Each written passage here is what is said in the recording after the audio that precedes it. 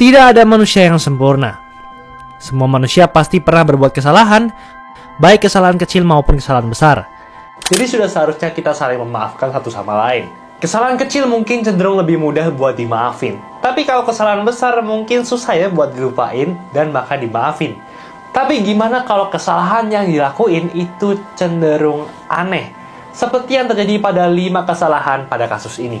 Karena mau marah pun ya udah percuma ya. Karena itu kita akan bahas kali ini 5 kesalahan teraneh yang pernah dilakuin manusia.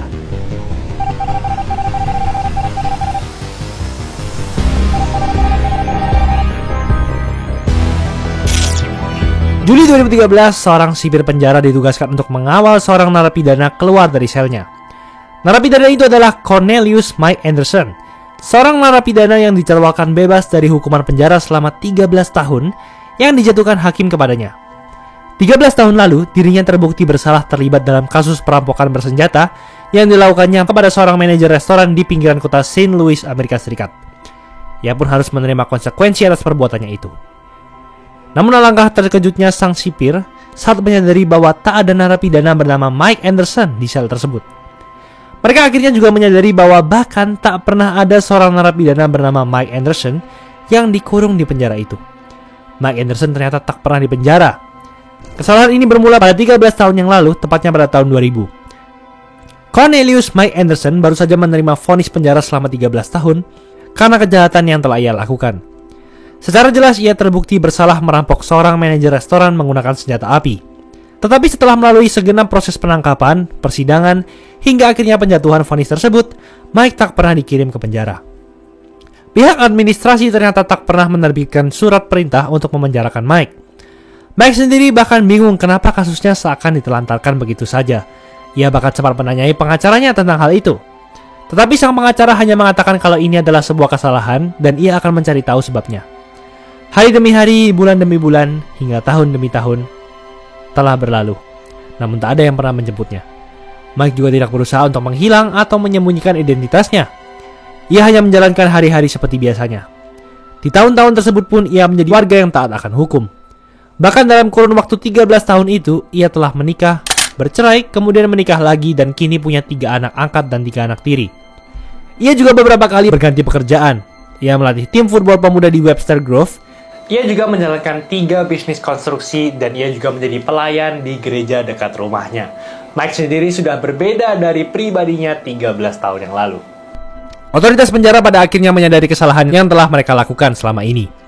Mereka pun mengatur proses penangkapan Mike untuk mengirimnya ke penjara, sesuai dengan hukuman yang seharusnya ia jalankan. Sekitar pukul 6.30 pagi waktu setempat, tim gabungan menggedor pintu rumah Mike. "Buka atau kami akan mendobrak pintu," kata seorang polisi. Mike kemudian mengintip keluar dari jendelanya dan mendapati kalau di depan rumahnya sudah terdapat 8 marshal dengan helm, rompi, perisai, dan bahkan senjata yang lengkap. Tak berselang lama, Mike sudah tak bisa kemana-mana, ditangkap dan dijebloskan ke penjara. Kisah ini pun menjadi viral di seluruh Amerika bahkan dunia. Berbagai pihak dan petisi online mendesak kepolisian untuk mengakui kesalahannya dan segera membebaskan Mike dari penjara. Beruntungnya Mike tak mendekam lama di penjara. Sekitar 9 bulan berikutnya ia dibebaskan dari penjara. Kesalahan ini kemudian dicap sebagai salah satu kesalahan terkonyol dan teraneh yang pernah dilakukan oleh manusia. Bagaimana seorang narapidana bisa lupa di penjara hingga ia bebas kemana-mana?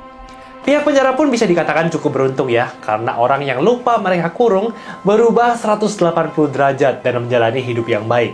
Gimana kalau orang yang lupa mereka kurung tambah nekat dan tambah jahat? Kan modern banget ya. Tapi gimana dengan kesalahan selanjutnya? Di mana ada tagihan terbesar yang nggak bisa dibayar oleh Elon Musk, salah satu orang paling terkenal dan terkaya di dunia.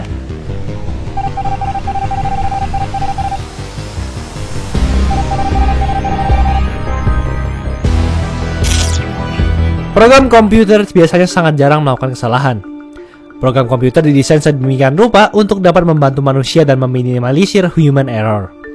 Namun sekalinya program melakukan kesalahan, hal itu bisa sangat berdampak pada manusia. Salah satunya seperti yang terjadi kepada seorang wanita Prancis, Solène San Jose. Kisah ini bermula ketika Nyonya Jose merasa tidak puas dengan langganan handphone yang ia lakukan. Ia pun memutuskan untuk mendatangi kantor Bouygues Telecom. membayar seluruh tagihan yang tersisa, lalu menghentikan langganan telepon itu. Tetapi ketika bil tagihan datang, Nyonya Jose dibuat melompat terkejut melihat tagihan telepon yang harus ia bayarkan kepada perusahaan tersebut. 11.721 triliun euro. Sebuah tagihan yang bahkan orang terkaya di dunia, Elon Musk pun tak mampu membayarnya. Sebuah tagihan yang bahkan gabungan 10 orang terkaya di dunia pun tak mampu membayarnya. Nyonya Jose pun sontak memprotes tagihan itu. Bagaimana ia bisa menerima sebuah tagihan yang bahkan ia sendiri tak tahu ada berapa jumlah nol di tagihan tersebut? Awalnya pun pihak perusahaan menolak mengakui kalau mereka telah melakukan suatu kesalahan. Mereka beralasan kalau tagihan tersebut sudah sesuai dengan perhitungan komputer secara otomatis. Jadinya tak mungkin ada kesalahan, dan mereka pun tak bisa melakukan apa-apa terkait hal itu. Pihak perusahaan juga sempat menawarkan pembayaran lewat cicilan kepada Nyonya Jose. Dimana hal ini agak konyol ya, karena pasti sampai 7 turunan pun tagihan ini tak akan pernah terbayarkan. Nyonya Jose pun pantang menyerah dan terus memprotes serta memviralkan kejadian ini. Hingga akhirnya pihak perusahaan pun mengakui kesalahan mereka dan meminta maaf. Dan beberapa waktu kemudian diketahui bahwa tagihan Nyonya Jose ternyata hanyalah 117,21 euro. Kocak banget ya.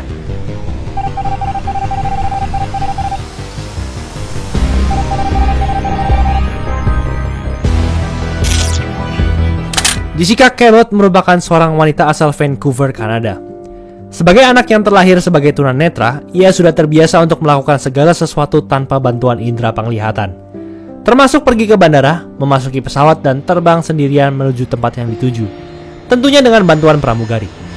Biasanya ia diberi instruksi untuk tetap duduk di tempat sampai semua penumpang turun dari pesawat. Barulah pramugari menghampiri dan membantunya turun dari pesawat. Tapi malangnya hal ini tak terjadi dalam penerbangannya menuju ke Jacksonville, Florida. 7 April 2010, Jessica berencana untuk menemui tunangannya di Jacksonville, Florida. Ia sudah memesan tiket penerbangan menuju ke Florida, dengan 1 kali transit di Chicago. Karena penerbangan ini bukanlah penerbangan pertamanya, ia pun tak khawatir tentang apa yang akan terjadi. Para pramugari juga siap membantunya dalam menaiki dan menuruni pesawat dengan aman. Singkat cerita, ia berhasil memasuki pesawat tanpa kendala. Ia pun duduk di kursi dan seperti biasanya, ia diinstruksikan oleh pramugari untuk tetap tinggal saat para penumpang turun pesawat, sampai semua penumpang sudah turun. Dan barulah pramugari tersebut membantunya untuk turun dari pesawat dan mengarahkan Jessica ke penerbangan berikutnya. Pesawat pun tiba di Chicago. Mendengar semua penumpang turun dari pesawat, ia pun tak terlalu memikirkannya. Dan perlahan-lahan satu persatu penumpang mulai menuruni pesawat. Suara orang-orang pun mulai menjauh hingga kemudian tak terdengar lagi. Dan akhirnya setelah menunggu beberapa waktu, Jessica mendengar suara pintu pesawat ditutup. Jessica telah ditinggal oleh semua orang. Pramugari yang berjanji mengarahkannya turun ternyata melupakan dan meninggalkan Jessica di pesawat sendirian. Jessica pun harus terdiam ketakutan, sendirian di dalam pesawat.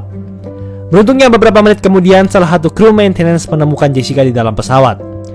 Meski pihak maskapai sudah meminta maaf, namun banyak orang yang masih menganggap kesalahan ini sebagai kesalahan yang kocak. Bagaimana bisa mereka meninggalkan seorang tunanetra sendirian di dalam pesawat? Tapi bagaimana dengan kesalahan selanjutnya ini, yang mungkin terdengar familiar dengan kesalahan yang terjadi di negeri Konoha?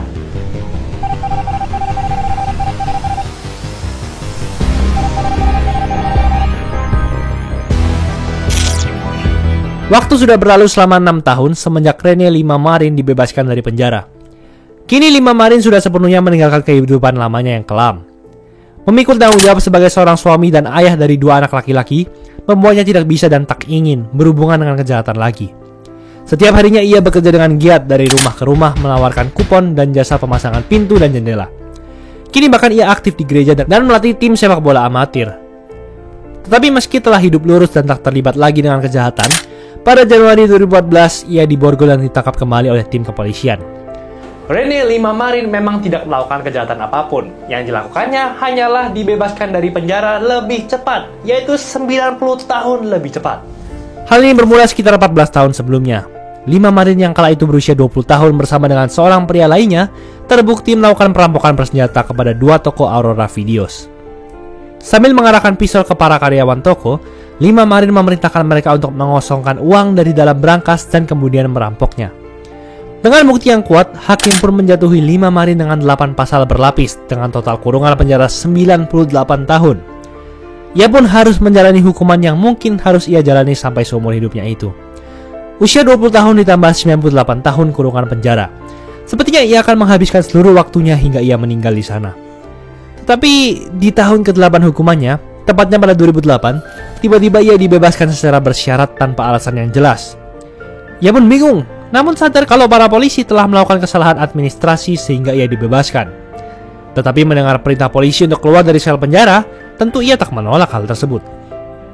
Sekeluarnya dari penjara, ia hidup dengan lurus sampai akhirnya pada 2014, ia kembali ditangkap oleh tim gabungan polisi yang menyadari kesalahan mereka. Ia kemudian kembali mendekam di penjara hingga 3 tahun lamanya, dan pada 2017 akhirnya ia secara resmi dibebaskan oleh hakim. Dan kesalahan ini pun dianggap sebagai salah satu kesalahan terkonyol yang pernah terjadi di kepolisian Amerika.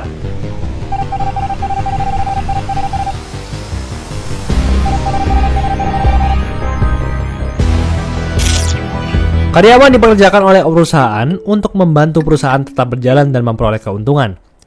Namun gimana jadinya jika karyawan tersebut melakukan suatu kesalahan yang mengakibatkan perusahaan rugi 100 juta US dollar atau sekitar 1,5 triliun rupiah?